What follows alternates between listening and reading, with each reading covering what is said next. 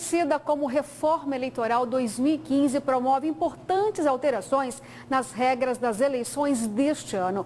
Ela traz alterações na lei das eleições, na lei dos partidos políticos e no Código Eleitoral. E para falar sobre este assunto, cada uma de suas mudanças, eu converso ao vivo aqui no quadro Direito em Pauta do Jornal da Manhã com o advogado de Direito Eleitoral, Lauro da Mota. Bom dia e seja bem-vindo.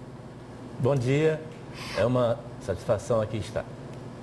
Lauro, diante de tantas mudanças, modificações nas regras, uma das mais polêmicas pode ter sido o financiamento da campanha, que fica proibido para empresas?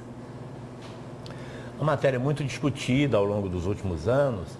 A Ordem dos Advogados do Brasil, inclusive, provocou junto ao Supremo a discussão com uma medida judicial chamada ADIM, e o Supremo já havia se manifestado ano passado, e na reforma que o Congresso fez, a chamada mini-reforma pela Lei 13.165, agora de novembro de 2015, ficou definitivamente, então, consagrado a proibição de doação por empresas a candidatos e partidos.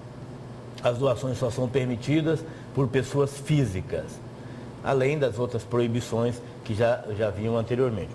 Eu acredito que foi realmente um avanço.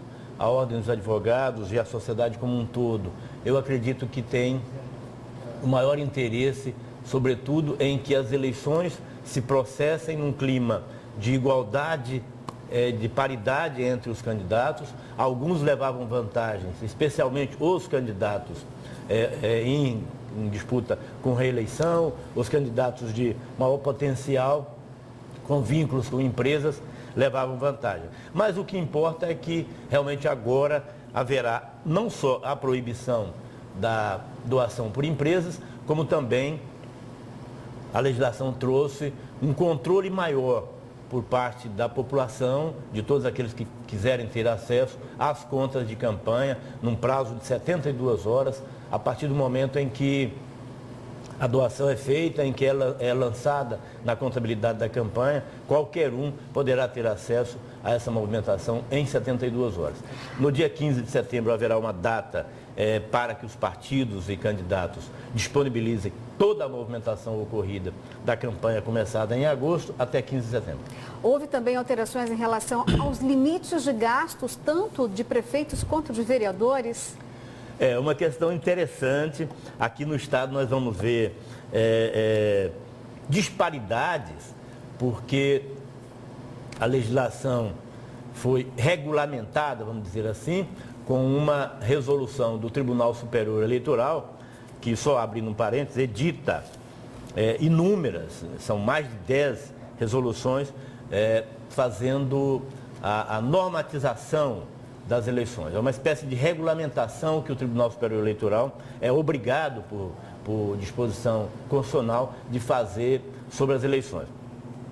Ao regulamentar esses limites, estabeleceu como parâmetro o gasto apresentado nas cidades do país inteiro, em mais de 5.600 municípios, e estabeleceu. A partir desse levantamento, Cuiabá, por exemplo, terá um limite de gastos em primeiro turno de R$6.700.000, o que cada candidato a prefeito poderá gastar, e R$367.000 por cada candidato a vereador.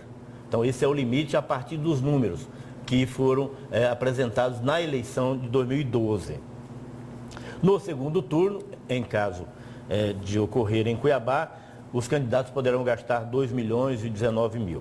Enfim, as disparidades nós temos quando Lucas do Rio Verde, por exemplo, na nova regulamentação que o TSE baixou, poderá ter gasto de R$1.760.000 pelo candidato a prefeito e R$66.000 por candidato a vereador, com 32 mil eleitores.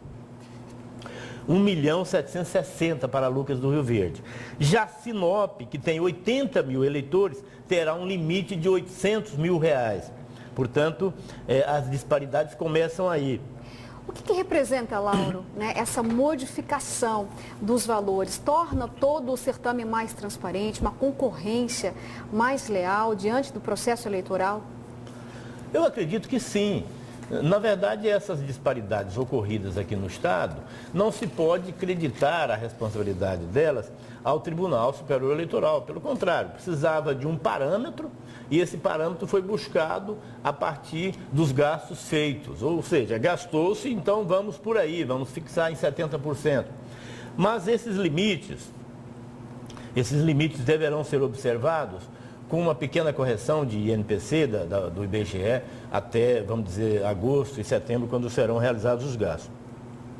Esses limites nos colocam em situações algumas situações muito interessantes, onde não se permitirá aquele gasto à vontade. Os partidos vinham na hora do registro da candidatura e apresentavam, olha, eu quero gastar até 5 milhões de reais. E bastava o candidato ter ou arrecadar. Agora não, agora foi estabelecido limite. Eu acredito que sim, que apesar das disparidades, um município menor poder gastar às vezes até quase que o dobro de um outro, mas esses limites estão aí e serão observados rigorosamente, sob pena de multas altíssimas, sob pena até de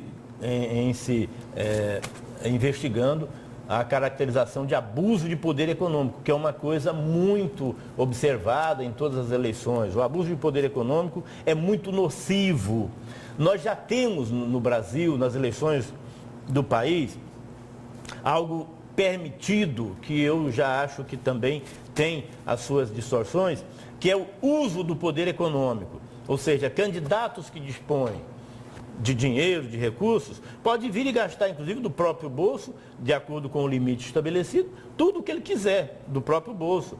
Fazer a campanha por si só. Isso já é o uso do poder econômico. Agora, e no passo seguinte, que é o abuso do poder econômico, eu acredito que essas medidas começam a nos levar a essa melhor equiparação, a estabelecer uma paridade entre os concorrentes, não permitindo vantagens de uns em relação aos outros. Em relação à apresentação desse político, ele pode se apresentar como um pré-candidato? As datas em relação a isso e as regras também sofreram algumas modificações? Houve sim uma modificação que eu particularmente, em debate com colegas, em debate na OAB, agora mesmo convidado para integrar junto com grandes colegas a Comissão de Direito Eleitoral da OAB, estamos constantemente fazendo a comparação. É claro que não acredito que seja simplesmente copiar como ocorre em outros lugares. Mas aqui há um rigorismo, um tanto quanto exagerado, sobre essa história de campanha antecipada, se pode ou não pode. Dessa vez, a lei trouxe uma situação um pouco diferenciada, muito interessante. Eu até acho que está correto em dizer que não se permite o pedido explícito de voto. O candidato não pode pedir voto, mas ele pode perfeitamente, de acordo com uma previsão, fazer a apresentação de projeto, fazer a apresentação de sua pretensa candidatura. Ok, Lauro, muito obrigada.